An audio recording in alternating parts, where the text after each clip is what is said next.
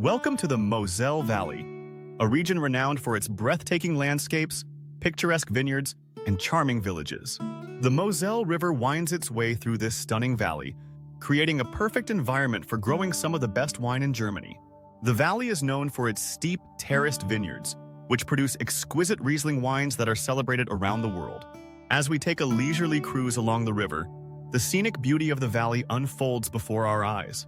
The river is lined with quaint towns, medieval castles, and lush vineyards that stretch across the hillsides. In addition to its wine culture, the Moselle Valley is a haven for outdoor enthusiasts.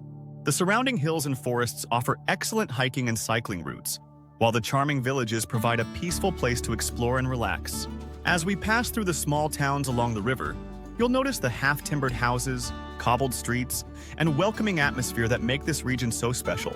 Whether you're a wine connoisseur or simply looking to explore one of the most scenic areas of Germany, the Moselle Valley is a destination that promises unforgettable memories. If you enjoyed this video, don't forget to like, share, and subscribe.